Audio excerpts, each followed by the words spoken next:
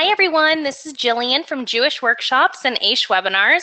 I'm so happy to be joining all of you today, and we are extremely privileged to have David Zulberg on the line.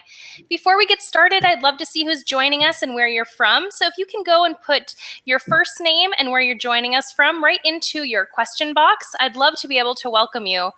And of course, you can also put your initials if that's more comfortable. All right, welcome Sarah from Tucson.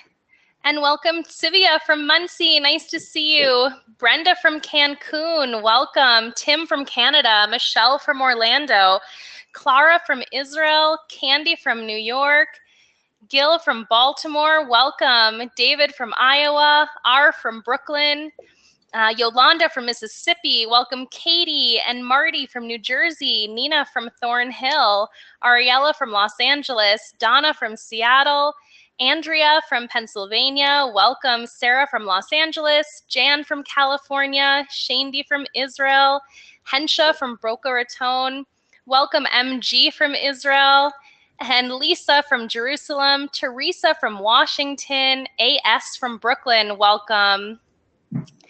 Gil from Florida and Yonatan from Silver Spring, Maryland, welcome. Michelle from DC, AR from Canada, Leslie from Connecticut, welcome. Joe from Kentucky, Andrea from New Jersey, Maury from Maryland, Boris from Potomac, Rachel from New Jersey, Jonathan from Brooklyn, Sally from Minnesota, welcome, welcome. This is amazing. We've got people from all over the world. Chaim from Brooklyn and Labe from Jerusalem, welcome Dee from Nebraska, welcome Joe from London and Khani from Muncie, Francine from New York, Ellen from Switzerland, welcome. Julie from Seattle, Mark from New York. It is wonderful to see all of you here. Welcome Alana from San Francisco and Hanky from Dallas. As people continue to flood in from all over the world, I would just love to say welcome to all. We are going to likely hit capacity any minute, so please don't leave in the middle because you'll very likely be locked out, and I don't want you to miss a thing. Exactly 3 years ago, almost to the day, we invited David to bring his expertise in healthy living and weight loss to our Jewish Workshops community. And we experienced so much enthusiasm and appreciation through countless emails and phone calls, along with a number of success stories, that we asked David to come back a second time to help more people. Today, we're fortunate to have David join us for his third appearance, where together we will be starting a journey to developing healthy eating habits with David by our side. He has created the perfect combination of ancient wisdom and current dietary guidelines to give us a formula that really works. Make sure to stay on till the very end so you can hear about this unique opportunity to join David live week after week for an online program at a special discounted rate for all attendees today. Plus, we've had hundreds of questions come in ahead of time, and we'll do our very best to answer as many live on the line as possible. So please feel free to share your questions in the question box as well, and we'll do our best to get to those at the end. It is such an honor to be joining David Zulberg again today. In his own personal weight loss struggle, David turned to the forgotten wisdom of Maimonides and other ancient physicians to find consensus on ideal nutrition and optimum physical and emotional health.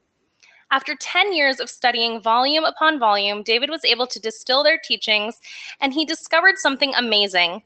Ancient doctors already knew what today's medical findings are rediscovering about what's best for human health, weight loss, disease prevention, and psychological well-being. He is the author of the best-selling life-transforming diet and the 5 skinny habits. He is also an international speaker and prolific writer, and has appeared in many popular online and print media publications. David is considered one of the foremost experts in Maimonides medical works, and we are so privileged to have you here with us today, David. Welcome. Without further ado, I'm going to go ahead and pass the microphone right over to you. How are you today?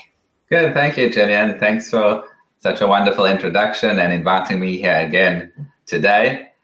It's our pleasure. As you mentioned, my name is David Zulberg, and I'm the author of the Life Transforming Diet and the 5 Skinny Habits. I'm very excited to be here today. Obviously, as time moves on, I learn a lot more from text. I learn a lot more from speaking to people. So I'm very excited to share with you this program just to get an overview of what you can expect as we move along and join together on this journey. So to give a very short overview of what we will be discussing today, the power of food habits and how they affect our mind, body, and soul. You know, often when we think about food or we think about diets, what do we think about? Well, what food should I eat? What food shouldn't I eat? Let me go to the gym. Let me exercise more. But the truth is that our food choices are much more than a list of what we should eat and shouldn't eat. You see, when you think about it, all of our actions during the day while sleeping, no matter when it is, are connected to the whole body, are connected to the mind, the way we act. It's all together. So when you think about food, often we break it down to a very, very simple, mechanical type of system. Let me write a list of what I need to buy. Let me not eat this. Let me get moving. And yes, those are all true. But the truth is that even simple food choices are tied to our habits. And our habits play on our mind, on our emotions, on our psychological well-being. It's not just about simple food choices. You know, often we get excited when we see the new fad diet out there. Why? Because we think there's going to be some magical formula to lose weight and get healthy. We all want to be at the correct weight and feel maximum levels of energy. But fad diets don't work. We've heard it 1,000 times. I don't have to tell you that. Why don't they work? Why is it that that new diet that comes out with the beautiful marketing and the new package, why does it always create a feeling of hope that all of a sudden this is going to become the ultimate way to lose weight? It's all about marketing, right? So we get excited because we think we're going to reach that final dream that we've been working for so many years.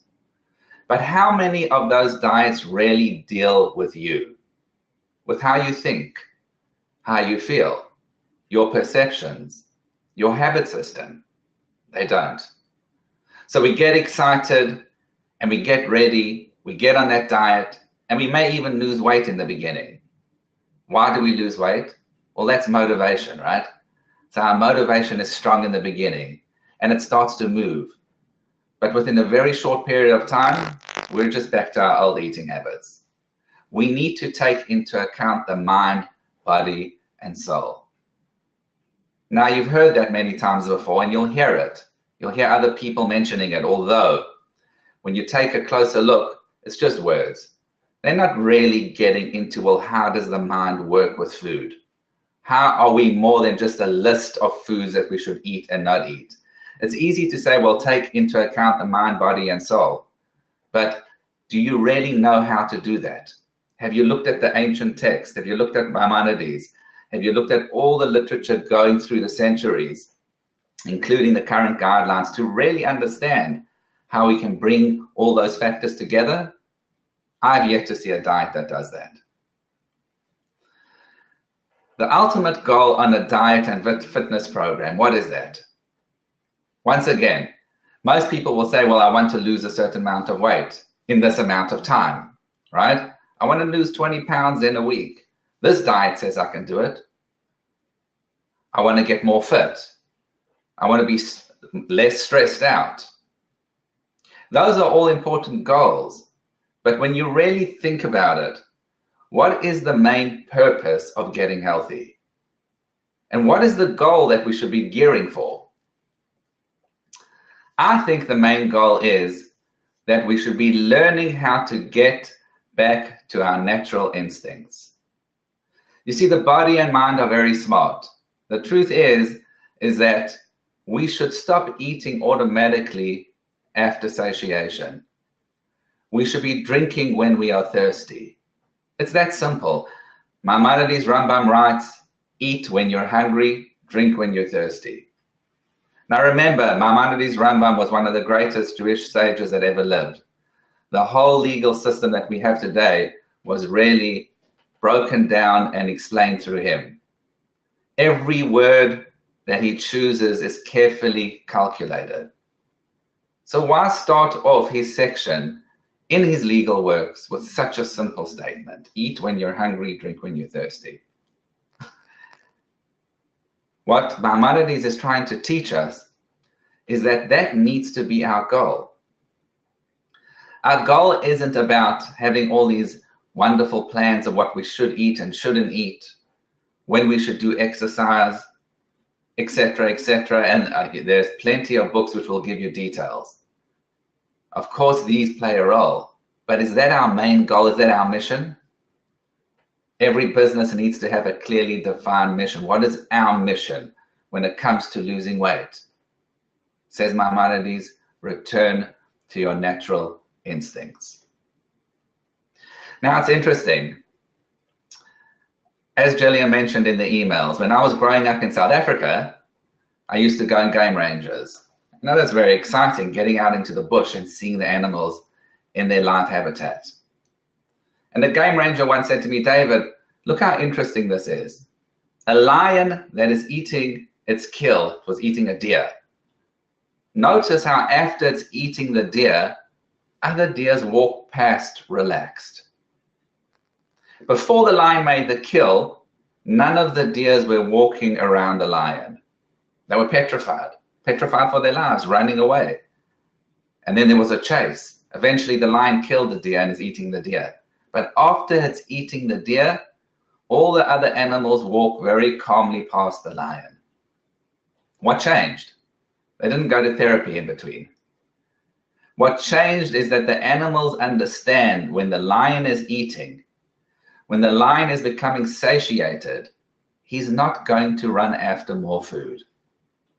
Now think about that. Like I always say, if a chocolate could walk, it wouldn't venture past a person at all. No matter how many courses we had at a meal, a chocolate wouldn't go near us. So why are people so different to animals? Are we going to say that lions and animals have more control than human beings?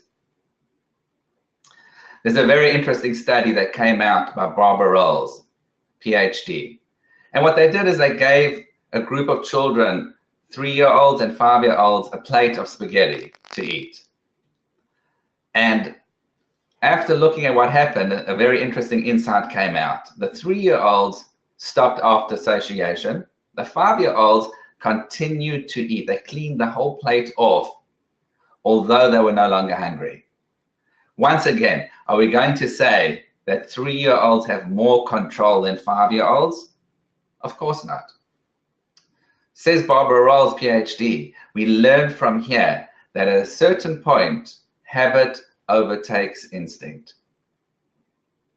So when we look at the natural world, when we look at the natural kingdom, we see that our natural instincts are really to, as Maimonides says, to eat when we're hungry and drink when we're thirsty.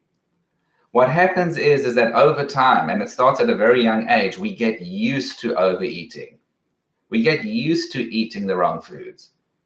And it's very important to understand that, because as we're going to see and discuss briefly today and more in detail in later sessions, everything really starts in your perceptions. When you're perceiving things in a healthy way, you're going to have emotional consequences and actions that are healthy. What happens is that we start off with natural instincts.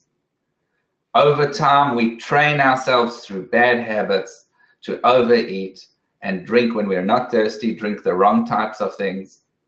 And what we really need to do, our main goal, our mission, has to be to return back to those natural instincts. Number 3, why is it that we get so excited when we start something new? Our motivation is at high levels. We're ready to go. And sometimes we think, you know, this time I'm going to be stronger. This time I'm going to be better. It's normal. We all feel it. I felt it 100 times as well. Willpower seems to be something that we rely upon. I'm going to make a difference this time.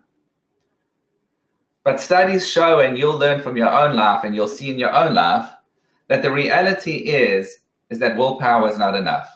It's just not enough to lose weight. And sometimes that creates feelings of failure inside of us. Well, what's the point of trying again? You know, I've tried so many other times before. I'm 55, I'm 60, I've been obese, or I've been overweight my whole life. Is there really a point? Something wrong with my willpower. I just don't have it in me. But we're going to understand that it's nothing to do with willpower. Willpower is, in fact, a lot weaker than the habit system. Willpower is a lot weaker than the correct perceptions. It has nothing to do with willpower. You're not a failure.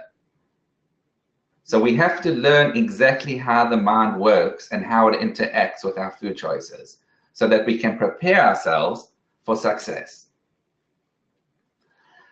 Often people will tell me, well, you know, it's very nice that Maimonides wrote all these principles about nutrition in the past, but how do we really know that it applies today? So many principles, especially in medicine, which were thought to be without a doubt correct through the centuries, have been disproved today. So can we really say that nutrition, can we really say that a diet which was written about 800 years ago and based upon the writings of Hippocrates and Galen, who lived over 2,000 years ago, can we really say that they're applicable today? So we're going to discuss that as well. How do we know and how can we be sure that these principles apply today?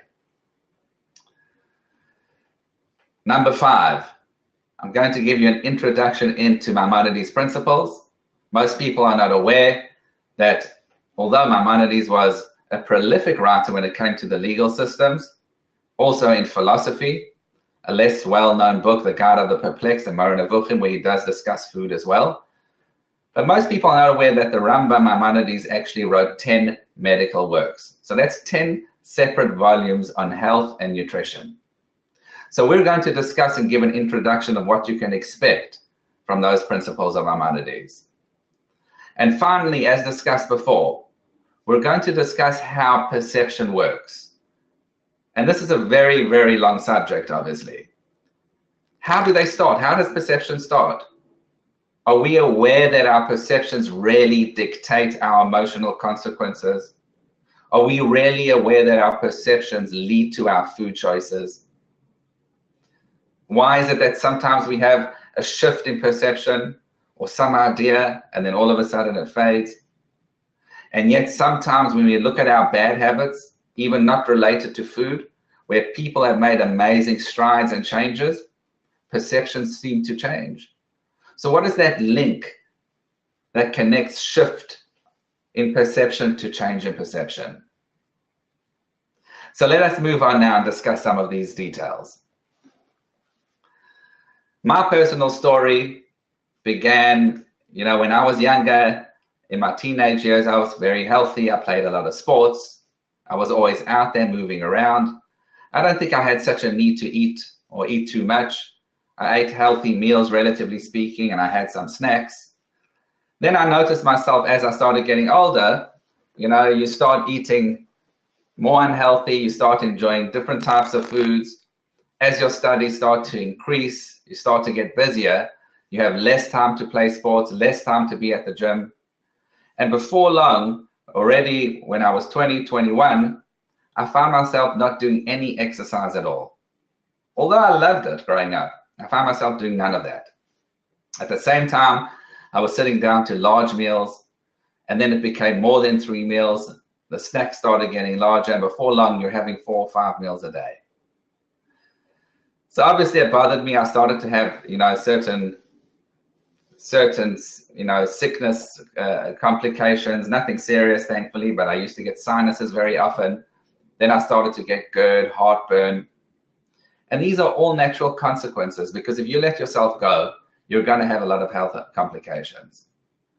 So I decided to go back to speak to one of the people I was studying under, and I was speaking to him about it. And I said to him, it's very frustrating, because when you think about it, there's so many diets out there. So you'll look at, without mentioning names, but you'll look at the high protein diets, and people will say, oh, well, that was amazing for me. And yet how many people really stick to that diet? I mean, how are you going to go on with cutting carbs out of your life completely? Now, some people may have done it, and they may swear by it, But is it really the correct choice to move forward? Once again, moving back to perceptions, because when people are passionate about their eating styles or choices, when you start questioning them, they get very upset. Very upset. And that's something we'll touch on later on. And then you'll have the other types of diets which, say don't eat so much protein, have more carbs, have healthy carbs. And there are so many diets out there. I mean, you take a search on Google, you won't even get to the end of the page. In those days, there wasn't Google, but it was clear to me from looking at all the diet books when I went to the stores that, there wasn't really a consensus of what is the correct way to go about things. So why put all that effort and time into something when no one seems to agree at all? So I decided to look back at our roots. Why not go back to Maimonides? Why not go back to the ancients and try to see what they said about it? Because if we can start off earlier on and see what they said, and then come all the way back to now, maybe we can get a more full view of how we should be eating and how we should be thinking as it relates to food, right? Push aside all the marketing and all the exciting stuff. Let's just get down to the core. Let's get down to the principles. And that's when he told me that Maimonides actually wrote 10 medical books very related to nutrition. Why? Because Maimonides believed that when you eat well, you're going to prevent those illnesses. So when he speaks about disease, for him, and even the ancient physicians in those times, prevention of illness was key. Today we rarely concentrate upon, well, what's the best cure? What's the new medicine? How are we going to make ourselves feel better? And that's great. I mean, medicine has made so many wonderful strides, and there's always certain cases of where it may be necessary, right? Extremes are not good either. If we're going to say, well, there's no point in medicine ever, well, you're ignoring something where we've made some wonderful new breakthroughs. But the concentration today is what is the new blockbuster drug. In those days, it was about prevention. Sure, they had their remedies. They had books and books on different remedies. But the key was, how do we prevent ourselves from getting sick? And then once we are sick, how are we going to eat? How are we going to act so that we can, mitigate and reduce those symptoms of illness? So it fascinated me. I went back to Maimonides. I saw that very few people spoke about it, which is also amazing, right? Because people are a huge fan of Maimonides, right? People know all these books, but yet for some reason they don't seem to pay attention to the fact that he wrote 10 medical works on it. And especially in his life, closer to the end of his life, where he had all the previous knowledge, right? He had all the previous knowledge of his legal works, of his philosophy, and that's when he decided to write the medical works. And as you know, with an author, especially since they believe that it ties into philosophy, it ties into how the mind works, they're going to take all of that information that he wrote in the Mishnah Torah, in the Moreh Nevuchim, and he's going to also incorporate it in his medical works. So began an exciting journey of where I went through all these works, and then I wanted to see how they were applicable with the current nutritional guidelines. And it was a 7-year process until eventually I finished the Life Transforming Diet, which was published by Feldheim Publishers. And I was excited to see the wonderful response from people out there. You know how it is. I don't know if anyone's an author out there, you've written blog articles, So when you're writing in the beginning, no one's very excited. Everyone's like, I don't know. I mean, like, what, are you going to write something that someone never thought about before? I'm not going to really, there's a lot of, well, I don't know if you really should do it. And then afterwards, when you do it and it actually works out, people are like, well, it's so obvious. I mean, Maimonides wrote it. Yeah, but it wasn't obvious because people ignored what Maimonides said. People ignored what the ancients said, the ancient philosophers. So it began a wonderful journey of where I went into all those texts, spoke to thousands of success stories through the years, where everyone has a different perspective. Because, that's what it is. We're going to see it's so much more about how the mind is, about your personal experiences, how you relate to food, than it is just about food choices. Then eventually the 5 Skinny Habits was published by Rodell Publishers. And so began this exciting journey of learning and getting in touch with my instincts, getting in touch with the way I think, and not just simply about getting healthy on the outside, the external, but also internally. So as we mentioned before, creating bad habits, because that's what it boils down to. Now, don't confuse bad habits with, well, it's my actions, what am I doing? It's not just about repetitive action. It's a lot more about how the mind works. So from a young age, we're already creating habits. Unfortunately, when the habits are not good, they continue to build and continue to build. Now, when you think about food and how it affects us, we're going to see that food affects our emotional well-being, it affects our physical well-being, and it affects our spiritual well-being. So I want you to write down in the chat box, is this something that you feel? Do you feel that it affects your emotional well-being? Do you feel that food and your eating habits is not just affecting your weight, but affecting a lot more about you? Go ahead and write it in the chat box, please. Yes, absolutely. That's me. That's definitely me. Sounds very familiar. It's so demoralizing. Yes, very much. Of course, that's exactly how I feel. That's me. Absolutely. Well, this is what it is. This is what it is, because when you're younger, also, like when I first started this journey, it's like you're 20, 21. I mean, you haven't tried everything out there, but as you get older, you turn 30, 40, 50, and 60. I mean, it becomes demoralizing, and you begin to think that there's something wrong with you, that you're a failure. Why can't I just control myself? Why is it so hard not to eat that ice cream late at night? Why is it that every diet that I try just doesn't work? I have one friend, actually. Every time I see the friend, they always tell me, I'm on this new diet. I'm on that new diet. I mean, I can't even keep track of all the different diets. And you have to wonder, how is that person feeling? I've tried everything. It's demoralizing. And the truth is, it's not about you and the diet. It's about you not getting in touch with how your mind works and how it relates to your food choices. So let us take a better look at how our emotional, physical, and spiritual well-being are impacted by our food choices. Physical pain, we know, right?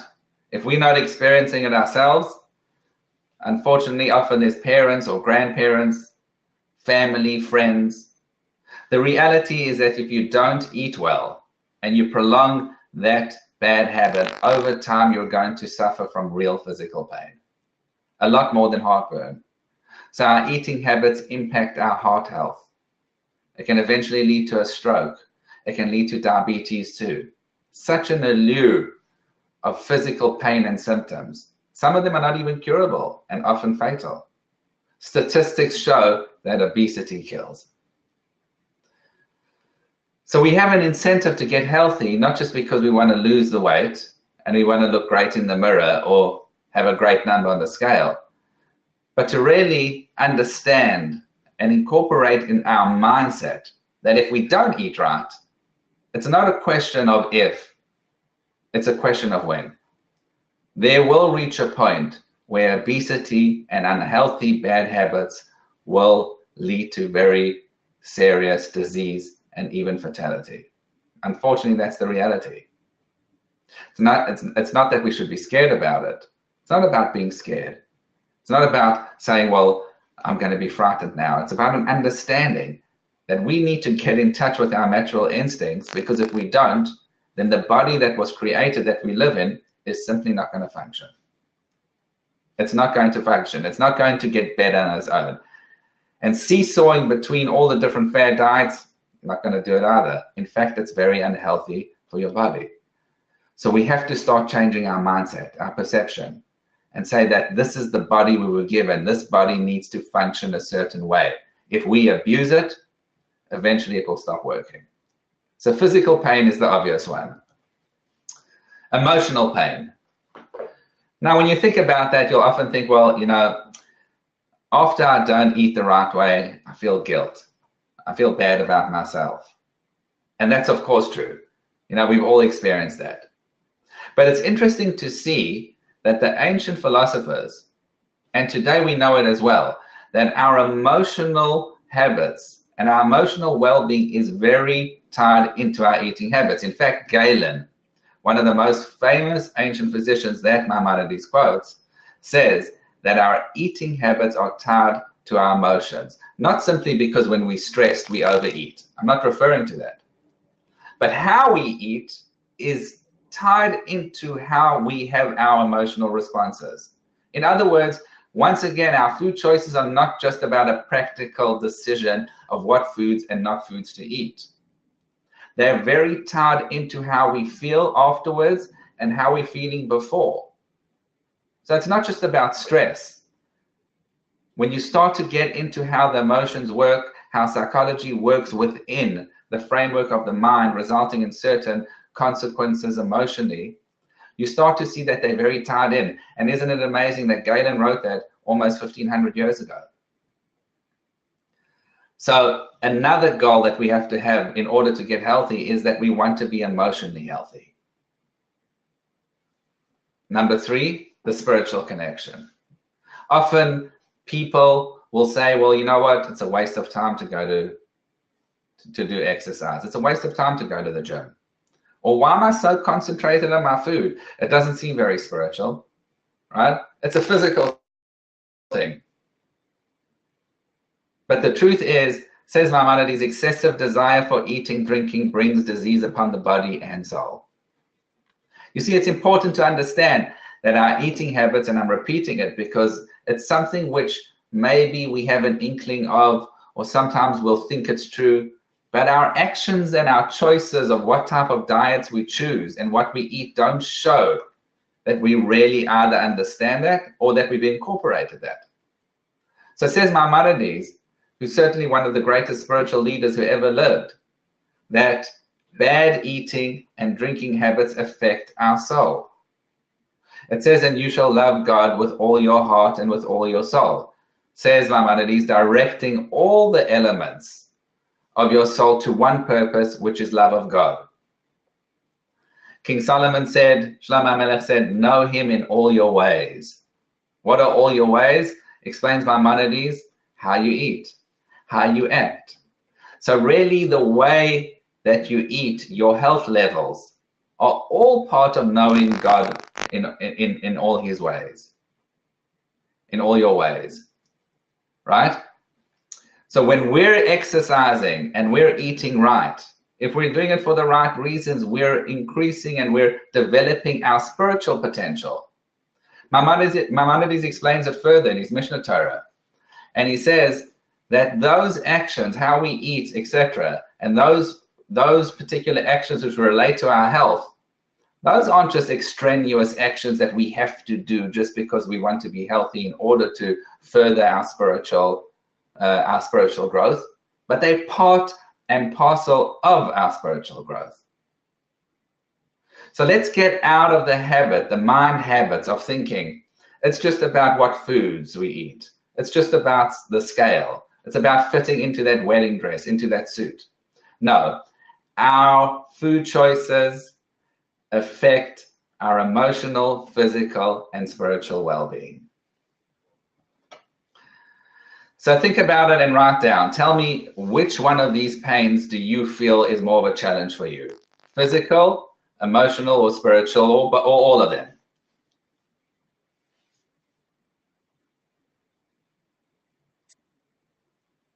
Let's see. Emotional, physical, emotional, all of them.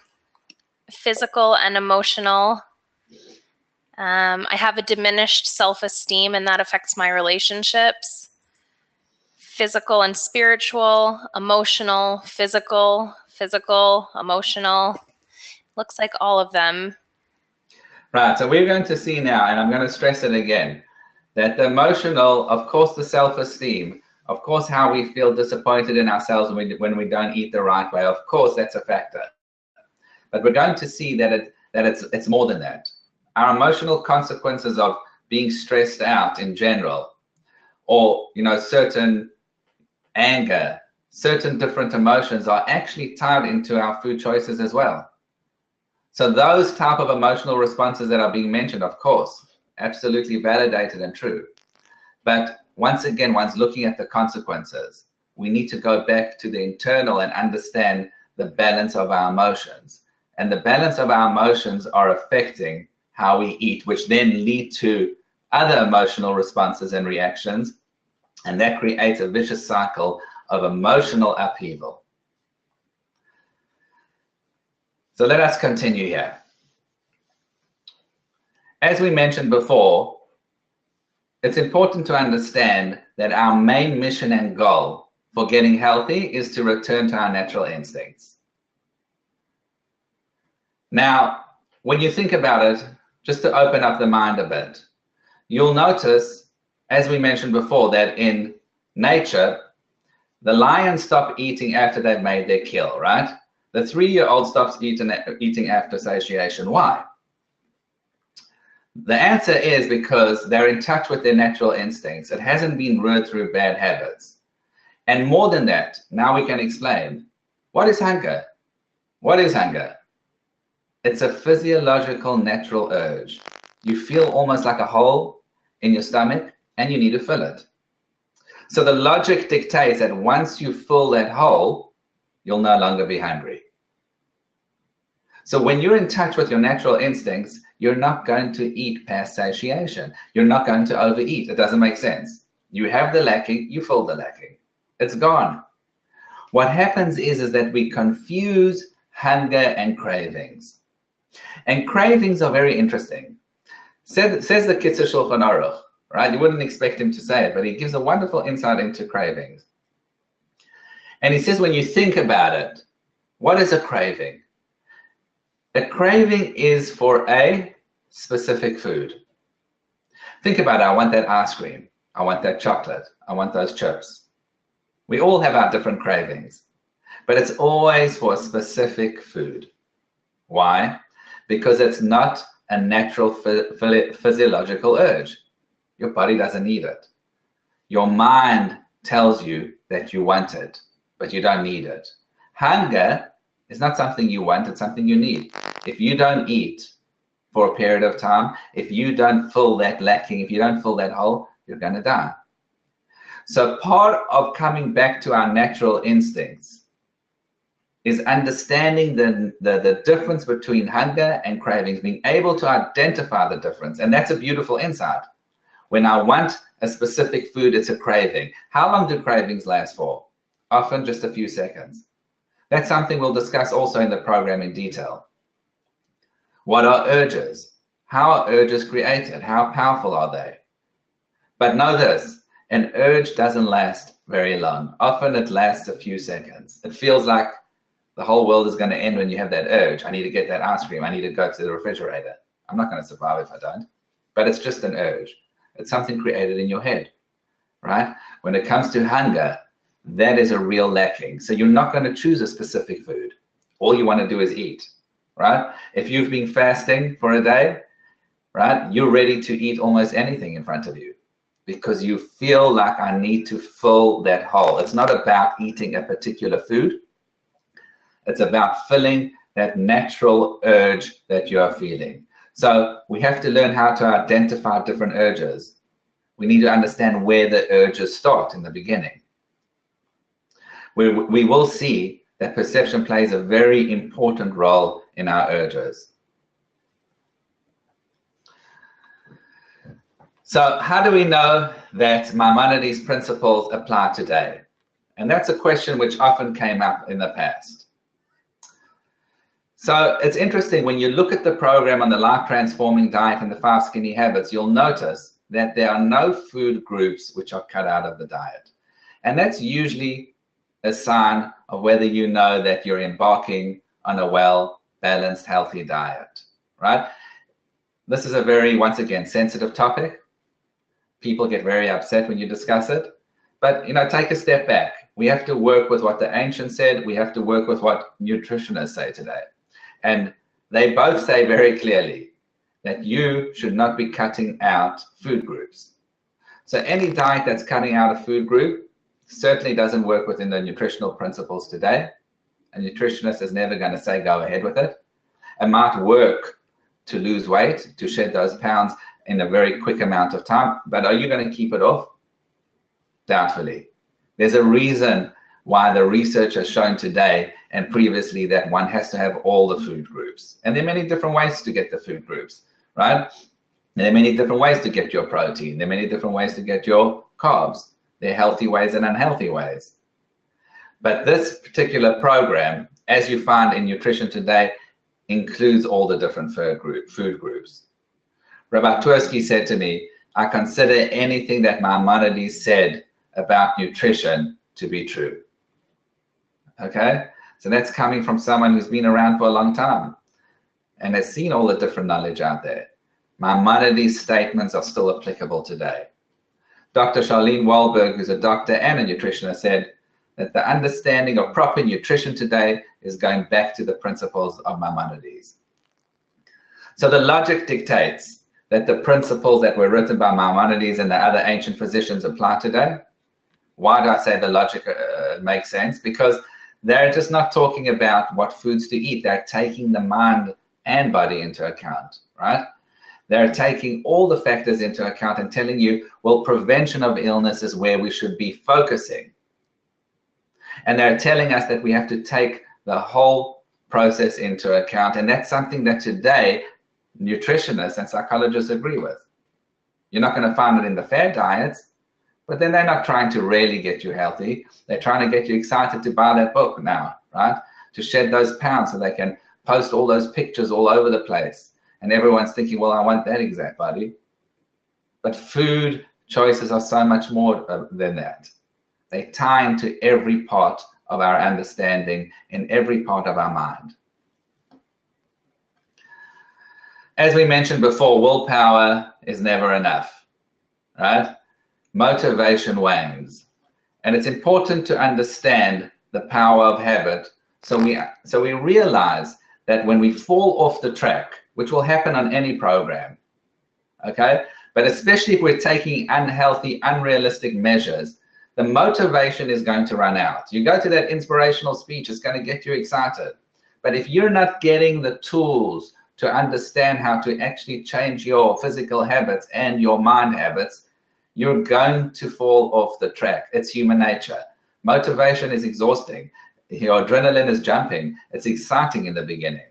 But if you're not going to be able to make real changes within and without, it's just a matter of time before you fall off the bandwagon.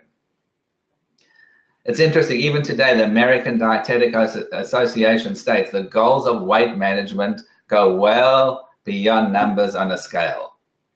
We're creatures of habits. When you think about the average day, right? Think about your morning. We get up and we do the same stuff every day, almost with clockwork, right? At a certain time, we brush our teeth, we run downstairs, we prepare our drinks, we start to drive. Driving itself, such a complicated mission in the beginning, right? As I always say, driving a car with a teenager is definitely one of the most frightening experiences. Those first few times, they have no idea what they're doing. They're concentrating, they're panicking. What do I turn on? The brake. And today we do it while on the phone, while drinking, while listening to something else. How do we do all that? A child walking down the steps measures their steps. It's a very hard task, and yet we do it so easily. The way we were created is that habit allows us to multitask without an overload of information. If we had to relearn everything the whole time, we wouldn't be able to walk. We'd just stand there, overwhelmed, right? So the way that the human mind and body works is that habit plays a central role. Habit plays a central role.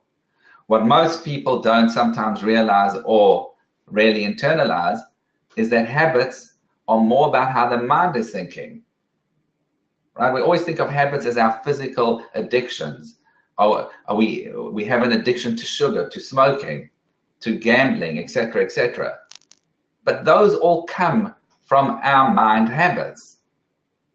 If you don't start in the mind, you're not going to understand how to change those physical habits. So how do habits start? Maimonides says when we repeat an action 3 times and we continue to repeat it, a habit starts to set in. And when you think about it, I mean, why does it really make such a difference, right? I mean, it's the same act every single time. So why should it have more of an impact upon me, whether it's the 3rd time, 5th time, 8th time, 100th time? It's interesting also, and I'll discuss this more in the later sessions, the Talmud Gemara says that a person who does something 101 times cannot be compared to someone who does something 100 times. 101 minus 100 is 1. Is there such a difference? You can't compare them. Such a big difference. What's the difference? And what's the difference between 2, 4, 6, 8, 10, 100? So I saw in Accounting of the Soul, Cheshvan HaNefesh, he explains it beautifully, and I'm not going to get into all the details now, of course. But he says the real change is within your head, you know? So every time you do something, although it might be the exact same physical act on the outside, something's changing inside of your head. What we call today the subconscious, right? So your mind has a memory. Besides for the memory that we remember what to do every day, right? We know what we're going to do. We have a memory that helps us get through the day, but there's a memory inside of your head in the subconscious which remembers things that you aren't aware of. It's not hocus pocus. Today you can do studies on the head where you see certain brain waves moving depending upon what type of memory you're heading. So we know this works. So where the real change in habit is, when you're repeating that physical act over and over again, what's happening is that you're leaving a trace on your memory that you might not be aware of. But every time you repeat that act, your memory at the back remembers it, and it accumulates. So that now when you do something the 101st time, you're experiencing all the previous 100 times. So the difference between 101 and 100 is the 1 plus all those previous experiences. Why does that make a difference for food choices? It sounds very exciting on a psychological level.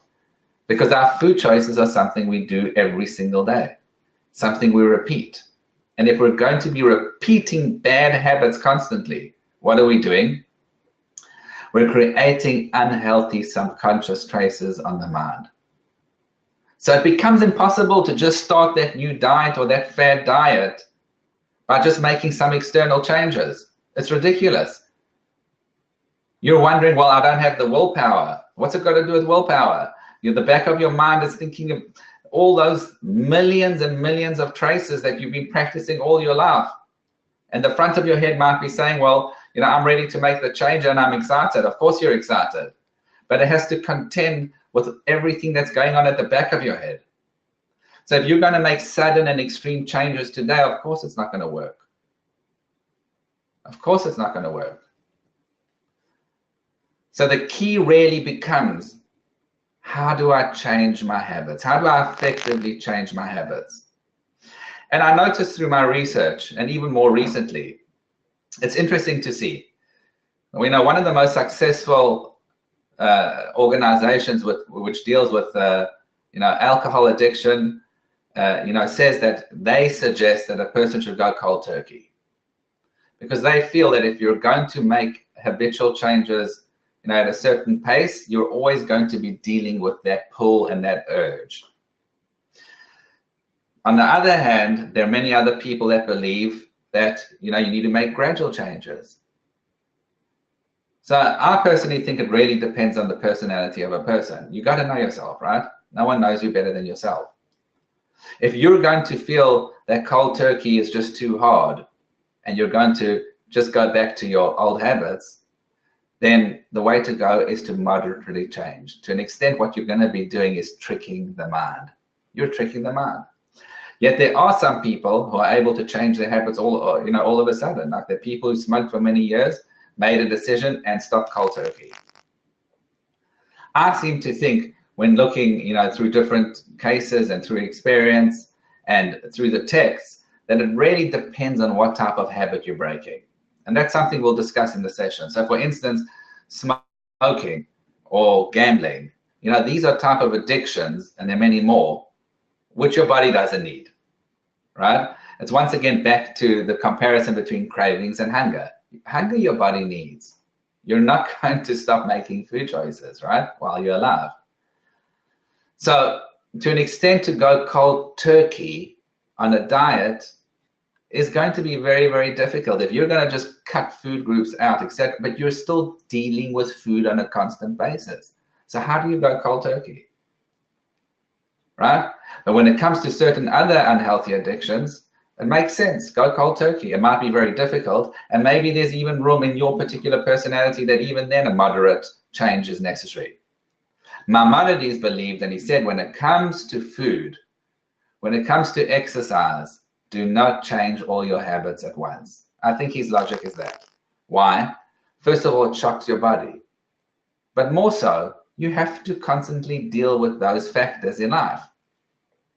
So the key becomes less about just cutting out all your bad habits at once. It becomes about, well, how can I change my habits piece by piece? And you may say to yourself, well, am I tricking my mind? My mind's smarter and knows it's tricking me. No, because what's happening is there's a lot of activity going on in the back of your head in your subconscious traces, as the Cheshbon Nefesh says. So you've tricked yourself to an extent into these bad habits that you have now, because all you're doing is doing simple actions. The key now is to make simple actions in the right direction. And most importantly, to start to affect your perception, how you're viewing food, how you relate to food. But the key we're going to see when it comes to changing your nutrition and fitness levels is by making small changes at the correct pace. So we've created a system of where you make one change a week. We've broken it all up. So you're not going to become overwhelmed. You might not lose 10 pounds in 3 days, but that's not the aim. That's not the mission. We want to get back to our natural instincts. We want to keep off this weight. We want to be healthy emotionally, not just in the short term, but in the long term, forever. So we start off with breakfast. Then we go to the next meal, lunch and dinner. Then we incorporate exercise and then snacks. It becomes a very simple, broken down system of where we're not expecting you to go to that spin class or to start a marathon. It's about 10 minutes of exercise 3 times a week. That doesn't sound like a lot to me, David. That's you. I want results now. You want results now? Rely on motivation. Let me know how that goes. It's not going to last very long. The key is to start off, build that foundation. Because once you have a foundation, once you start on the right track, you're going to be repeating that. Your perception is in line with this new habit that you're starting. And every time you repeat it and you keep to that principle, you're going to be creating subconscious traces on your mind. Those subconscious traces at the back of your head are eventually going to overwhelm the previous unhealthy subconscious traces in your mind. And then it's going to start kicking in a healthy way of living. Not because you're just calculating and weighing food. Not just because you want to look nice, no, but because you return to your natural instincts. You've allowed your body to get back to itself, just like the 3-year-old, just like the lion out there, right? All you're doing is returning to your natural self. So the question I often get is, can we really control our thoughts? Can we control our emotions? And it's a very, very valid question, right? Certain things might make me angry or upset. And today we're often told by people, well, you know, any feeling that you have is validated. And of course, in many respects it is, because if you're having the feeling, you're actually having it. So I need to be sensitive to your feelings. But the question is a bit deeper than that. Can we control our feelings? Do we have any control? Now it's interesting, because even in the Torah it says you shouldn't think about certain things. So the different interpreters said, well, how am I meant to control my thoughts? So the Ibn Ezra says, which is very, very mind-opening. He says, when you view something out of the realm of your choices, it's not going to occur to you. In other words, when you perceive something as poison, when you perceive something as not even an option, you're not going to want it. It's a very, very deep thought that one needs to think about, because the reason we want certain food choices, the reason why we want certain things is because we've trained our brains, or our perception is as such that we think it's a possibility. Albert Ellis, the founder of behavioral therapy, said, he came up with the ABCD model. And it's something I really want to discuss in more detail in the sessions, because I haven't really discussed it to the depth that I wanted to, even in my books. It's something where I did a lot of research to understand what he was saying. And bear in mind that his original principle comes from what Epictetus and what other ancient philosophers said later on, and is clearly seen in Maimonides' philosophical works. And he came up with the ABCD model, which is an amazing model. Obviously, it needs a lot of practical application. But he saw that people often think that the reason why they're depressed or sad or they're feeling certain emotions is because a certain event happened in their life. And often there are tragic events. Often there are things or happenings that make us sad. But the question is, do they make us sad, right? Is that event making us sad? Now, most people say yes. Well, if I never had that event, then I wouldn't be feeling this. Says Albert Ellis, who's the founder of behavioral psychology and most probably the most influential psychologist of the century. He said, no, it's not events that create emotional consequences. It's the way we perceive those events. It's how you view it. And that's powerful. It's something that the Ibn Ezra already said before. And Epictetus himself said, it's not events which cause our emotional consequences, it's our belief system. So his ABCD model is A is the activating event, B is the belief, C is the consequence, the emotional consequence, and D, what we have to learn to do, sometimes with the help of another person, sometimes within ourselves we can do it. D, we have to dispute that belief. So really, in its order, it's the belief, it's the particular belief that we have, which results in that emotional consequence from that event. So when we think a certain way and we perceive the world a certain way, when we have that event, we interpret it a certain way, which then makes me feel sad, mad, or not, or happy. That's why you'll often see, people who, are watching something which results in a particular emotion. You'll see one person crying, you'll see one person laughing. You see that very often. What's the difference? They're watching the same event, they're watching the same thing. The point is that it's not about the event, it's how you perceive the event, which is going to result in your particular emotional consequence. Why is that important for food? Because our reactions to food, our food choices, right? All of that comes from our perception. We think I'm emotionally eating. I'm eating because I'm stressed. I'm eating because I'm sad. Of course, on the outside, the external, it looks that way. But what's your belief system, which is resulting in that particular emotional feeling, which is then resulting in how you eat? So it becomes important to understand, how can we dispute our beliefs? Because that's where it all begins, right? That's where the emotional consequence comes from. That's where the habit then comes from. So what we're going to be discussing is, how do we dispute perceptions? And how do we prevent a perception from just waning? How do we make it a change in perception?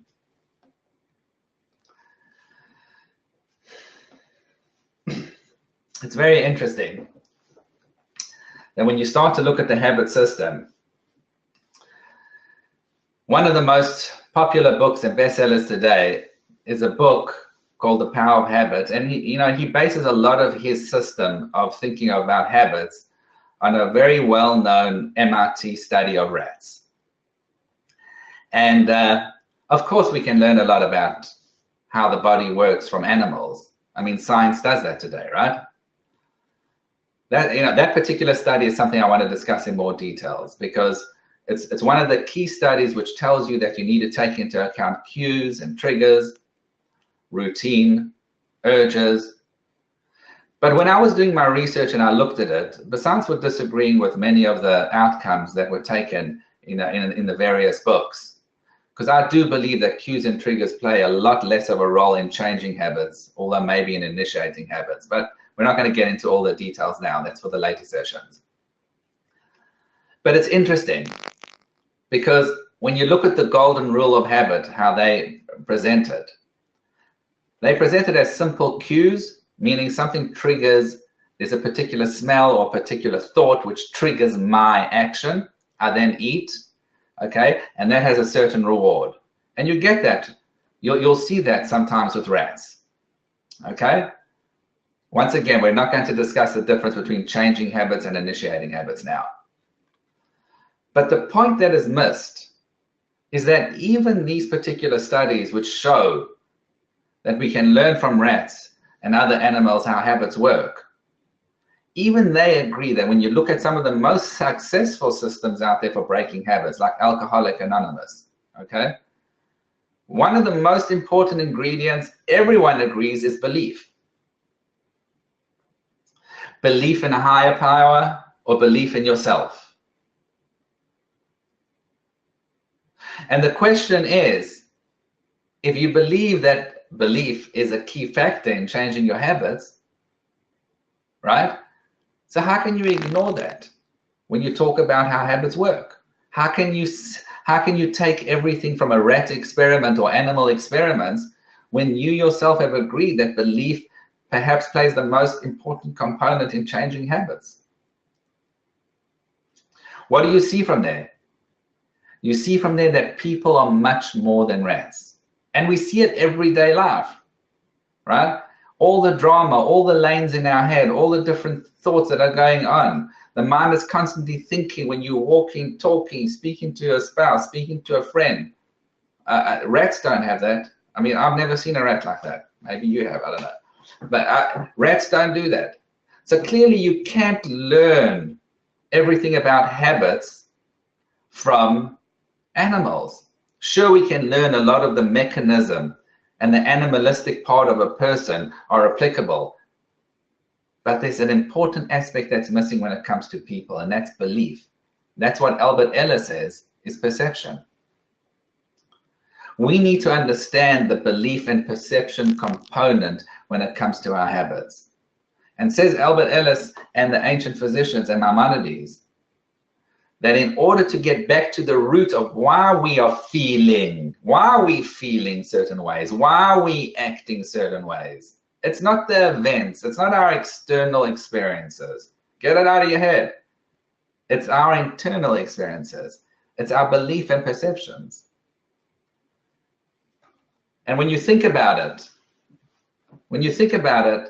you'll see that, I love this idea. David, I love this idea. Maybe I heard about it a bit before, but you know, the complexities and details of this concept are there's so much to discuss. There's so much to learn. There's so much to learn. Thousands of books have written about this. I'll leave you with this thought just to see how one needs to challenge one's perceptions. You know, Plato, you know, has the famous case of the cave, and he talks about, you know, where people were tied up. They were never outside in the real world. And they saw, you know, a great puppet show. So they thought that the whole world revolved around the puppets, right? In fact, the only characters in their head were those puppets. They gave names for each one, you know, and they couldn't even see each other. So they were just looking at, you know, the puppet show.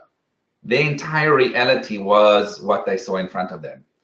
Then suddenly one of them broke free, and they saw that there was a fire behind, you know, they didn't have movies in those days, and there was someone controlling the puppets. And the guy was like, wow, the puppets aren't real. I see that the people behind who are controlling it are real.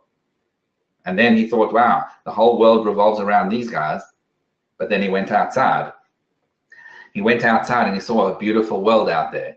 And he saw the sun and he saw the clouds, and he realized, well, those puppet masters are really just a small part of the world. Says Plato, well, that's what a journey in philosophy should be, right? We're convinced in our head. When you really think about it, we're convinced that all our beliefs they represent reality, because I've been told it as a child, right? It must be true.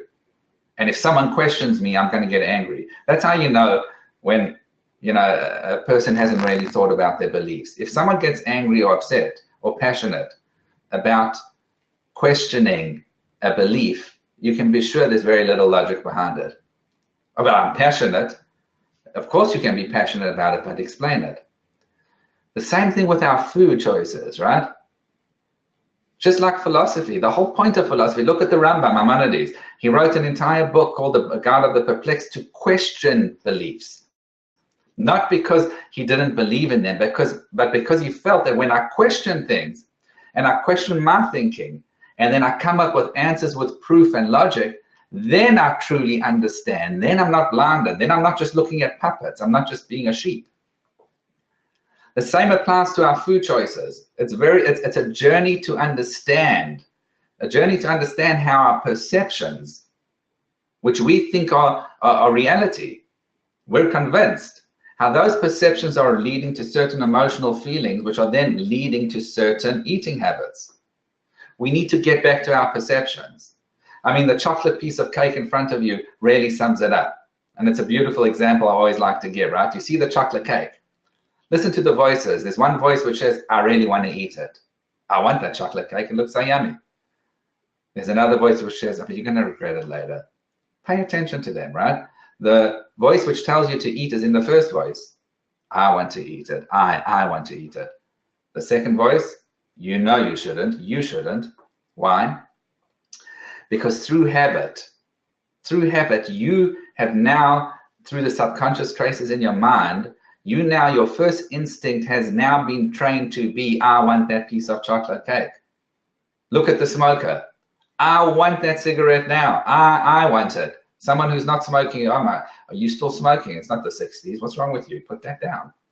What's the matter with you? Yeah, because he's a logical voice, because he hasn't got the habit. He hasn't got the addiction. When you're in the addiction, it's I want it. I want it.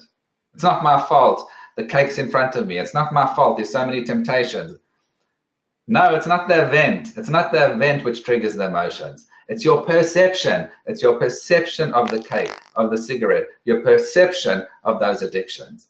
And the key, what we're going to work through in the sessions is understanding all the stages, because there's so much more to talk about. How do we dispute our perceptions? How do we start to change our habits at the right pace? How do we stop concentrating on those externalities which will follow as a consequence? Right? You're going to look great. You're going to lose weight. You're going to fit into that dress. But those are externalities. Those are externalities. How do we go about actually returning to our natural instincts? And over the years, and a lot of experience and talking to a lot of professionals and a lot of real people, thousands of success stories, thankfully, we have a program where you can attack all of those stages and have the knowledge and understanding to be able to start to work on all those different stages in your mind and your actual habits every day. If you're ready to transform your life today, write me in the chat box.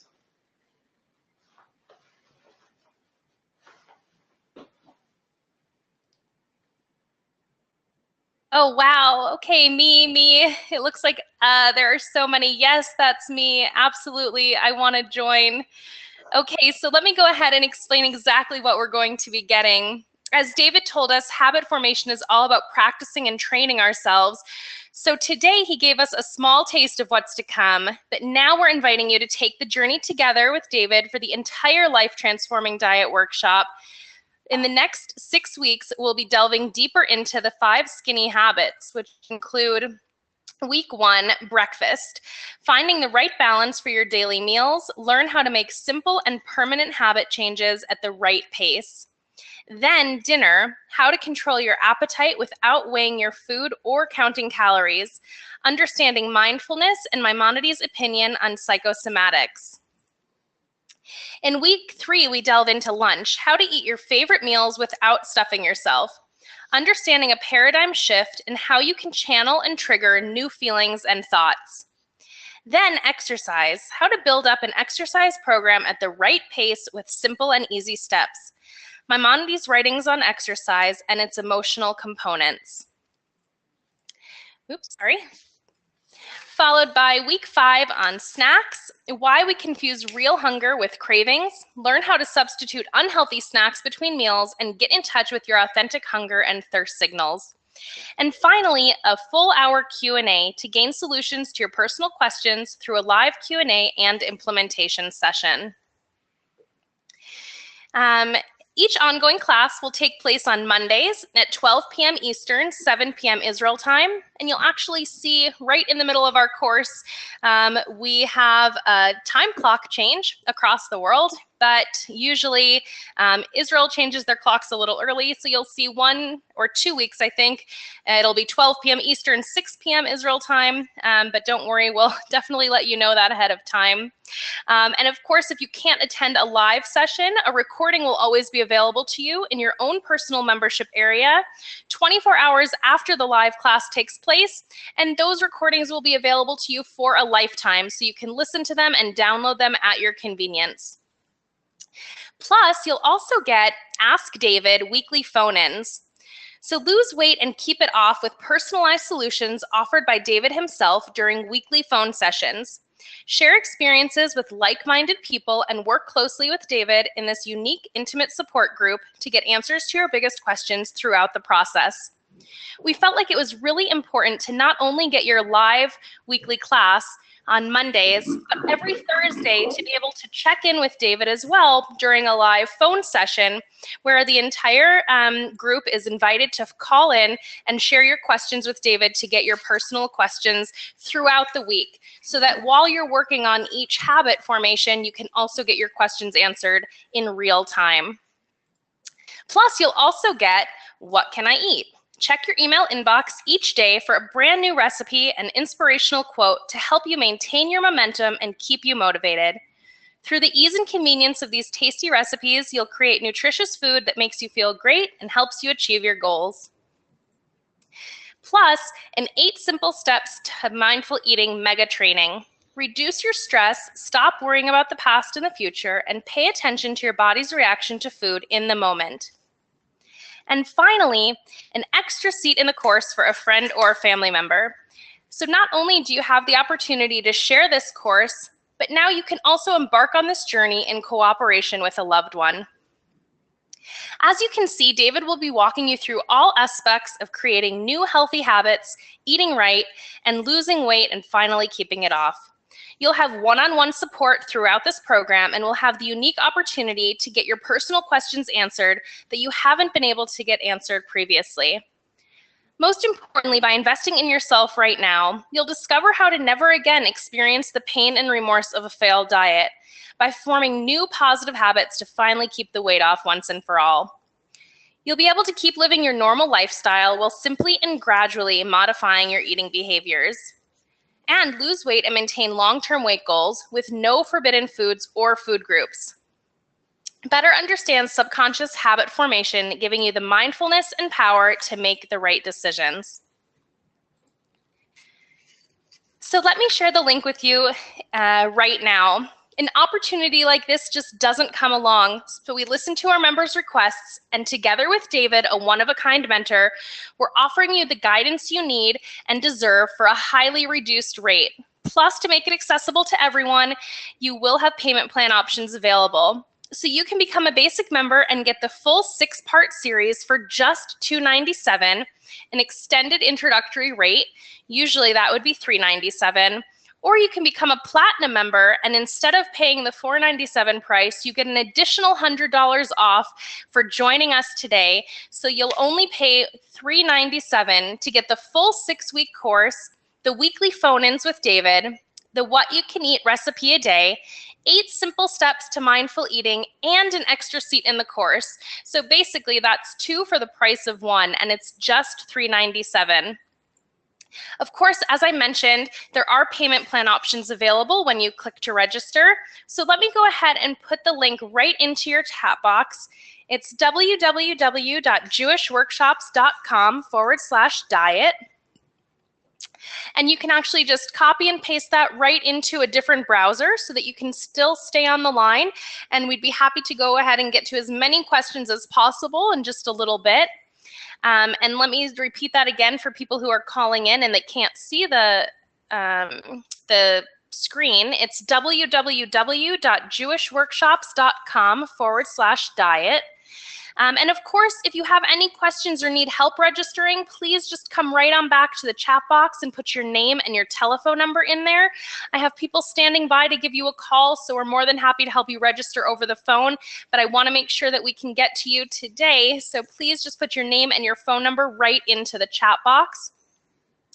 And once you're in and you've already secured your spot, please just come on back and put your name or your initials and the words "I'm in." I would love to be able to welcome you to the community. We're also keeping the community as intimate as possible, so there are 100 spots open right now, and I want to make sure that I have an idea of how many people have signed up already. So just come on back and put your name and the words "I'm in," and I would love to be able to welcome you. Okay, let me go ahead and get to some of the questions here. David, we had some great questions come in the beginning, so let me try to get back to those. And while I'm doing that, I'm seeing our first members already signing up. Wonderful. Welcome, Gil. So wonderful to have you. HG, welcome. Great to have you as well. In answer to your question, JM, can we sign up with a good friend and each pay half? Absolutely. If you have a friend or a family member that you want to join with, you're more than welcome to bring them along for that platinum package. And like I said, it's basically getting 2 for the price of 1 because you get that full extra seat. And of course, both of you get all of those bonuses as well. So you're more than welcome to sign up that way. If you have any questions or need help with that, please just put your name and your telephone number right here in the chat box, and we will give you a call to help you register. And welcome, SG. Great to have you as well. David, let me see.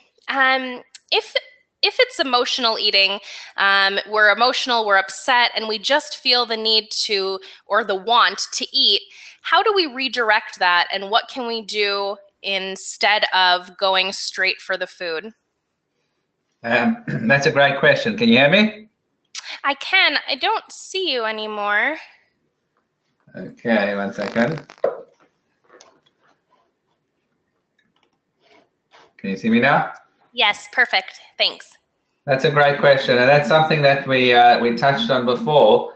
You know, one has to go back an emotion, and that's why I mentioned Albert Ellis, and I mentioned what Maimonides said before. An emotion is really simply a consequence. So, you know, when you think about an emotion, we're so used to thinking, well, that's just the way I feel. That's what that's what I have now. I can't change that. But the whole basis of behavioral psychology is that emotions are a consequence of a belief. So what we really need to understand and get into is how do we change our perceptions? So one needs to, zero down and focus into that particular emotion and try to understand, well, how can I change my perception that I won't have that emotion? At the same time, we need to learn how to eat the correct way when we are feeling certain emotions. So there's certain types of foods, or where you're ready to snack a certain way, where you can deal with that emotion if you are going to feel it. So it's very interesting just on that point, we discussed before the ABCD model, and sometimes it's hard to actually work out what the belief is. So especially since we said before that many of our beliefs and our perceptions are trained. We believe strongly that our beliefs are correct. So how do you change a perception? And that's where we get into other, many more, research about how do I really begin to understand what my belief is. Like, for example, one of the suggestions made is that you start the opposite way around. So for instance, you're able to label your emotion, whether it's anger, sadness, or anxiety, and there's certain types of beliefs which are connected to that type of emotion. Once you understand the belief which resulted in that particular emotion, then you can, as Albert Ellis said, in the DABCD model, dispute that belief. Once you're able to dispute that belief, you can deal with the emotion. At the same time, once again, one has to be ready with the right types of foods, because often it's just a bad habit of eating certain types of foods when we feel a certain way. So you really have to attack it on both levels. You have to attack it internally and externally. But that's a great question. Thank you so much. We've got some other questions that I'm going to get to in just a minute. While people are registering and making sure they get their spot, I want to answer some of the questions about the course itself so that you can go ahead and click to register. So all of the classes, as I mentioned, are on Mondays at 7 p.m. Eastern. I'm sorry, 7 p.m. Israel time, 12 p.m. Eastern, and we're starting Monday, February 19th. So make sure to mark your calendar. But of course, if you can't make it to those live sessions, not only will you also have the opportunity to join David on your weekly phone-ins every Thursday, but you'll also have recordings of all of the classes, plus recordings of those phone-ins will be available to you to listen to questions that have been asked. And of course, you can send your questions in to us ahead of time as well if you know you're not going to make it to the live sessions, so that we make sure that we can still address those during the classes. You know, we're here to be as much of a support system as possible. And that's why, you know, David, maybe you can address this too, why this is so different than, you know, reading a book or following a program on your own. The support that is going to be involved with the rest of the community and you yourself, you know, answering questions on a weekly basis is something that will hopefully help people with, you know, as you mentioned, motivation waning. Is that correct? Absolutely. I mean, you know, reading a book is, first of all, you have to read the right book. So as I mentioned, you know, so many of the diets out there are they just don't deal with the issues at hand, you know, so we discussed that in detail already. But even with regard to, you know, reading, let's say, the Life Transforming Diet, you know, sometimes it's very easy when you're reading just to skim through it. You know, hopefully you enjoy it, and you know, you might have one or two questions, you know, but I've had, you know, many people who started support groups after reading the book. And there's so many successful ones, thankfully, and some still going on all over the world, whether it's Israel, South Africa, in the US. And, you know, when the people running the group have to answer questions from the people who are part of their group, all of a sudden it's a different story. All the questions start to creep up. Well, explain this concept in the book, explain that concept in the book. And obviously these are people who are taking it very seriously, because they have to, you know, run a group of 20, sometimes 120 people. And, you know, ultimately when you're reading a book, you're not going to mull over it the same way. You know, when we're talking about it together and I'm hearing your questions and I'm getting back to you and you're listening to all the different questions that were asked to me and I'm dealing with those in advance, it's a very different experience, and it's something which I gain from every time. You know, so even if I've done webinars before, every time I'm adding a lot of information. There's a lot more psychological information that's included, a lot more philosophical information, some new, you know, nutritional insights that have come across. But for me, it's always a growing experience, and I hope for anyone who, you know, who joins me on this journey, it will be the same experience for them. Thank you so much. I see a question about the phone-ins. So as I mentioned, and you'll, of course, as you register, you'll get additional information on that. The phone-ins will take place every Thursday, where you'll be able to all dial into a conference call number and join as the community to get your questions answered in real time with David. So that, as I mentioned, the classes will take place Monday, and as you start to prepare and put these habits in place, you'll still get questions answered throughout the week, so that you don't have to wait till that next class when you're starting to put and add another new habit for yourself. I want to go ahead and, I hope that answered your question. Please write back if it didn't. I want to go ahead and just welcome our brand new members. Welcome, Alan. Wonderful to have you.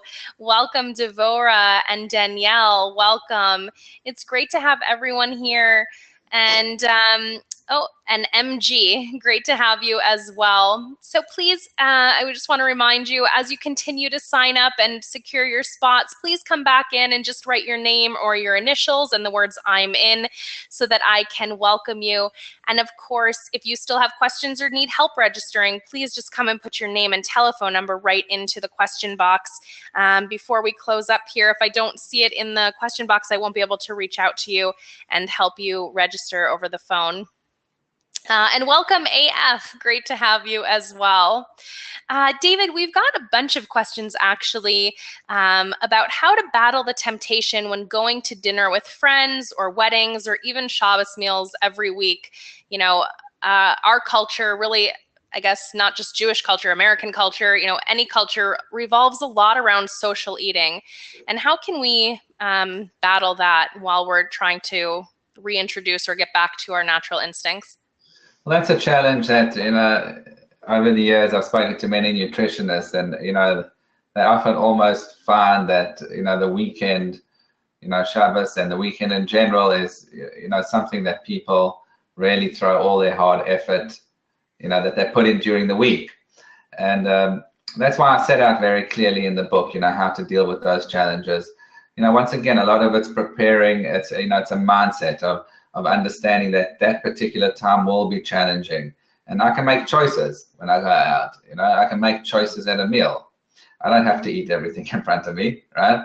But unfortunately, our habits have dictated certain ways to reacting to those challenging times. And what you find is that when you set in habits at the right pace, you're able to deal with those type of challenges a lot better, because you're really starting to change the way you view food, and you're changing the way that you deal with, challenging situations. So it's not so much that there's a trick, it's part of the process of incorporating habits at the right pace, of changing the way that you perceive food, and disputing those beliefs which result in certain, emotional or, acting out consequences. Excellent. Thank you so much.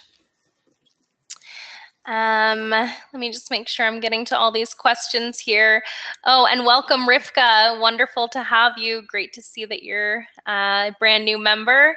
And welcome, Terry. Great to have you as well. Okay. Let me see. There were some additional questions that came in, so I want to make sure I get to as many as possible. David, what is the best way to motivate myself to get back on the horse, so to speak? I feel like I've tried every diet out there and I lose weight each time, but then I just end up gaining it back. How do I keep it off once and for all? Well, that's back to motivation, which is something we discussed in the beginning here. You see, the thing is, when you make extreme changes, it's very hard to maintain it, because human motivation is limited. We're not meant to be inspired constantly or be have that adrenaline rush the whole time. So the very definition of motivation is that it wanes. And that is why when you implement the principles and the habits at the right pace, and you stick to it, and it's not overwhelming, so it's it's very doable. But when you stick to it and follow it at the right pace, then you don't have to rely on motivation anymore, because you're actually changing your habit cycle. And then, as time moves on and you start to really change the way your subconscious mind thinks about things, and you're changing the traces on your memory. So then acting, making the right food choices has nothing to do with willpower. It's because that's what you want to do, and that's what you're used to doing. So the key is to implement the principles at the right pace, as we will explain in the sessions. Okay, great. Thank you so much. Welcome, Dennis. Great to have you as well. Okay, I just want to go ahead and get back to, I see a lot of questions coming in about the package, what it all includes. I know sometimes I race through that pretty quickly. So let me just go ahead and remind you once more. We're going to be going through 6 weeks of live and interactive classes each Monday at 12 p.m. Eastern, 7 p.m. Israel time. And that includes a sixth class of a full hour Q&A. Then plus the weekly phone-ins with David, and I have some questions about when those will take place as well. Those are going to take place Thursday at 9 p.m. Eastern time. So if you're, unfortunately, if you're missing some of the classes due to the schedule of being in the middle of the day, hopefully the later time for the phone-ins will be more convenient for you. And of course, again, if at any time you don't think you'll be able to make it to the live class or to the phone-in, you can please feel free to listen to the recordings afterwards, and of course, send in your questions to us at Jewish Workshops ahead of time, and we'll make sure that those are addressed during the live sessions. Plus, you'll also get a recipe a day. So each day in your email inbox, you'll receive a brand new recipe and inspirational quote to help you maintain your momentum and keep you motivated. And you'll also get an additional full class training on mindful eating. Reduce stress, stop worrying about the past and the future, and pay attention to your body's reaction to food in the moment. And then again, of course, that extra seat in the course for a family member or friend. And I see a lot of people also writing in that they would love to be able to join with somebody, a friend or family member. So that is a fantastic way to be able to do that. Not only will you have a full support team with you from people around the world, but you'll also be able to do it in cooperation with a loved one right by your side. So again, just for the next 24 hours, because you took this first step and attended today, you will get the additional $100 introductory rate discount for the basic membership. It's just $297. And for the platinum membership, which includes all of those amazing bonuses, the 6 full weeks, the weekly phone-ins, a recipe a day, 8 simple steps to mindful eating, and the extra seat in the course for just $397. And again, as I mentioned, when you go to the www.jewishworkshops.com/diet, you'll see all of this information again laid out there for you. Plus, when you click to register, you'll see payment plan options available so that you don't necessarily need to pay all up front. You can pick a payment plan option that best fits your needs, and it will give you exactly the breakout of how and when you'll need to pay. So welcome, DB. It's great to see you as well. Wonderful to have you as part of the community. It looks like these seats are filling up very fast, so I would definitely urge you to grab your spot now. If you have any questions or need help registering, please just put your name and telephone number right into the chat box. We will be happy to give you a call as soon as possible. And with time coming to an end shortly, I'm going to go ahead and get to some more questions. If you still have any questions, please feel free to come back again and put them into the question box here. I also have, as I mentioned, a lot of questions that came in ahead of time, so we're going to do our best to get to as many as possible. David, is there any thing that you can recommend for a sweet tooth? Is that considered a habit? How do we, I guess, I would think it's a craving, but maybe you can shed some more light on that. Right, that is a craving, but I mean, that's something we'll discuss in more detail, because obviously, we have a natural craving for healthy sweet food, right? So, like fruits or whatever it may be, and sometimes the mind confuses or learns through habit to substitute, a healthy sweet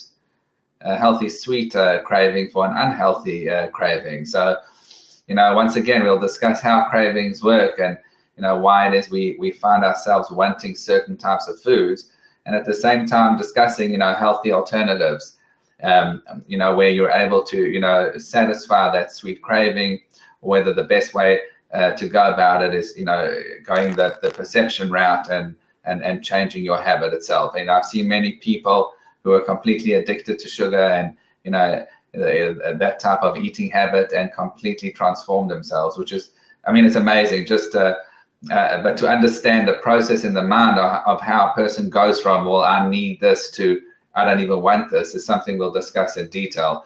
So, there's a lot of inner workings in the mind regarding cravings, and it's important to understand that, and then be, able to deal with cravings when you do have them. Great, thank you. I have another question. So once the habits are being reformed and we're able to get the weight off, how do we maintain that? Is it something that we're going to continue on? Is this going to be kind of like healthy eating for the rest of our lives? Absolutely, but the main point is what we said, that the mission is to return to our natural instinct. So it's not about a set of rules of what I can eat and can't eat. Obviously, there are certain guidelines, because you can't eat anything or everything in front of you. But the main purpose is to understand the mind process, and to return back to the natural instincts. Because when you do that, then just like the 3-year-old and the lion in nature, you're going to stop eating when you're satiated. So we give you the principles where you can apply to your own particular structure or your own particular meal that you want. It's not like, well, you need to eat this for breakfast and need to eat this for lunch or dinner. The principles are clear, but you can apply to your particular meal how you want to eat. If you want a certain type of breakfast, a bigger lunch, a bigger breakfast, a smaller breakfast. So you're armed with the logic and the principles, not only psychologically, but also from a nutritional and health perspective. And essentially, it's going to be up to you in the future how you want to apply to your own particular lifestyle. And for me, that's liberating, because it's not something that you're stuck in and that you have to follow. It's something where you can apply the principles as you understand them for your own particular situation. Excellent, thank you. And is age going to play any kind of role? Does it matter if someone's over 50? Age doesn't play a role. I mean, with regard to exercise, and there can be differences, but on our program, you're not starting with an intense, extreme program. I mean, you're starting off with 10 minutes 3 times a week, unless you're already at a higher level, and we can give suggestions how you can optimize that. But the truth is that at any age, I mean, it's healthy to do exercise. We know that today. It's more about how much you do and how you progress doing it. And the same with regard to food, unless you have a particular ailment or illness, a person can apply the principles. And even then, these are principles which are logical and have been based on many years of research. Obviously, if you have a particular medical condition, one has to do it with a doctor, because every case is different and it's impossible to apply it to all specific cases. So, but once again, age shouldn't make a difference. Great, thanks so much. I have some great questions coming in, and I just want to be able to answer these so that you can continue to register. In answer to your question, I just became a Platinum member. How does my guest get their information? As soon as you sign up, you'll get an email about registering a guest of your choice, and that will give us the opportunity to send your guest all of the information. Whether your guest chooses to participate or not is, of course, up to them, but you will each have your own personal membership area login details. You'll both get all of the bonuses except for that extra seat. Obviously, that is your bonus, but your guest will also be able to enjoy the daily recipes, the weekly phone-ins, and the additional class on mindful eating.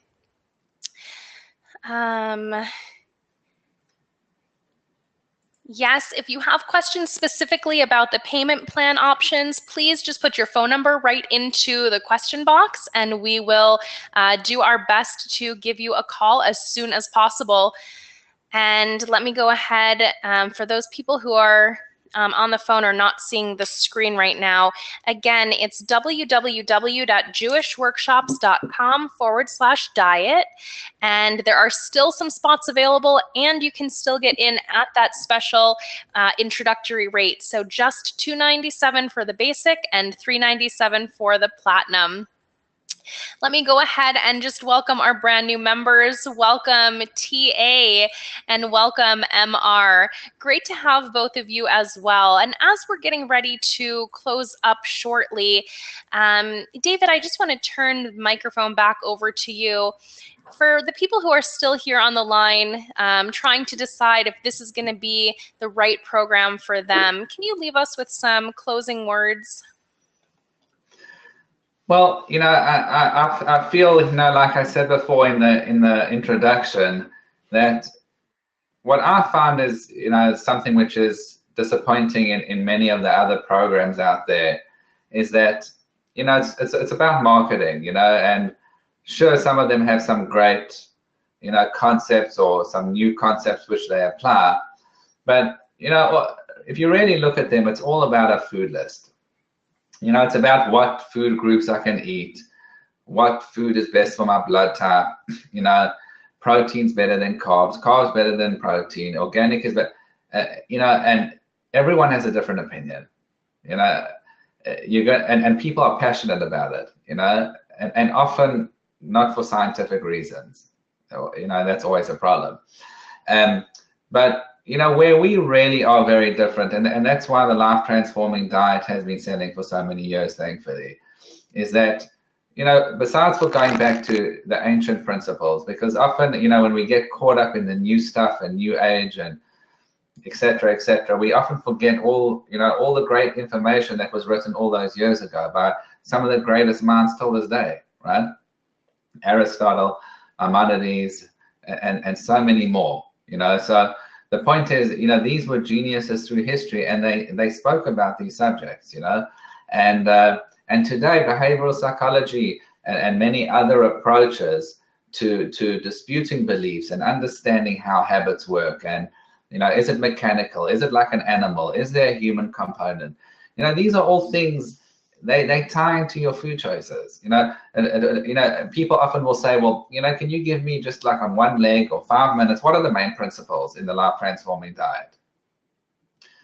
Now, I mean, obviously I can tell you in 5 minutes a few details, but the question really takes away from the whole point, because the point is that it's a journey in understanding how the mind works with the body, and that's a lot of research. It's a lot of time, and it's a lot of thinking to understand. Like, I would encourage anyone who's listening to this or who's read the book, why not start a small group? Now, I know maybe you don't have the time, or maybe you don't want to do it. People have loved doing it, but my point isn't to start a group. My point is, if you did start a group, right, and you had to actually teach what you're reading to other people, you would think about it very differently.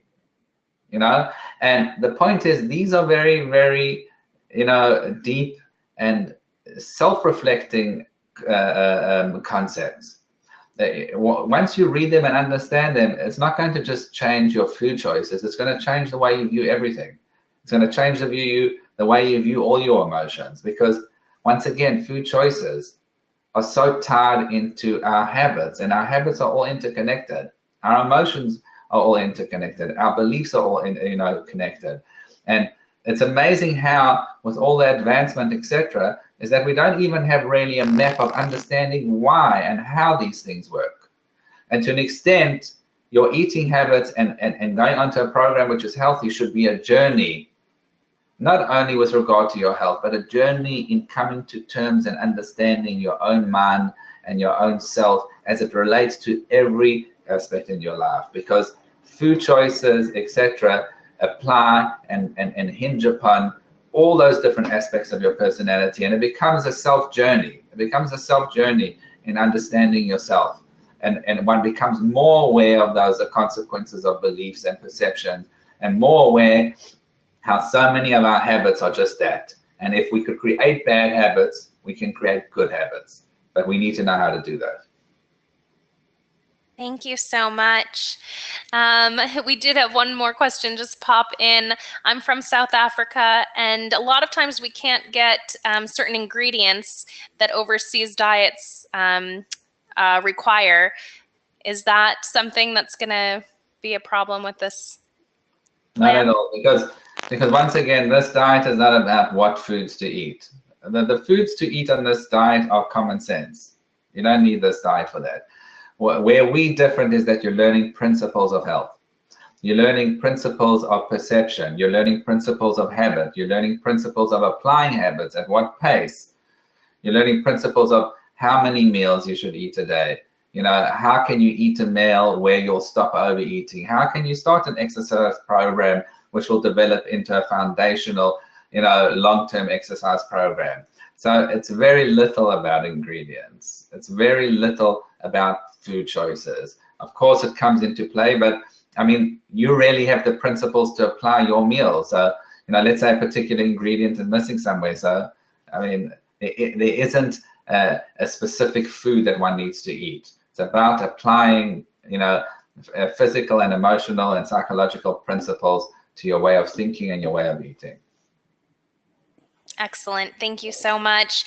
Thank you so much for being here with us today. And thank you to everyone who joined from all over the world.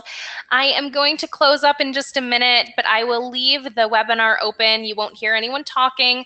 I'm just going to leave it open for another minute or two so that you can still put your name and telephone number right into the question box if you still have some questions or need help registering. I don't want you to lose that opportunity. And I want to, again, of course, reiterate and really encourage you to go ahead and secure your spot now. Take advantage of the introductory rate that we're offering for you coming today. This is going to be something like you've never had before. It is a real online community with support from people all over the world, one-on-one support from David throughout your weekly classes and your weekly phone-ins. It is so much more, you know, as we discussed, it's so much more than going and picking up a book off the shelf, especially if you're not sure, you know, what's even behind that. We have David, who has spent years and years studying and researching the principles of the Rambam and creating a program based on those teachings just for you. So I'm going to leave this up. Let me put the, let's see, here's the link that you can go ahead and join, www.jewishworkshops.com/diet. I'll put that into your question box once more as well. Thank you so much for being here with us today. And David, I'm seeing so many thank yous come into the question box as well. Thank you, thank you. This was so informative. Thanks for teaching me so much already. I can't wait to see you when the class starts. So looking forward to joining everyone for the amazing journey that we're about to embark on. And as I mentioned, again, we're starting Monday, February 19th. So please mark your calendars. Looking forward to seeing you all there.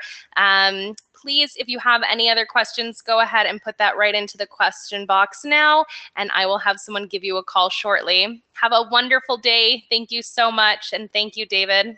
Thanks, Jillian. Thank you, everyone, for joining. Looking forward. All right. Have a good one. Thank you. Bye-bye.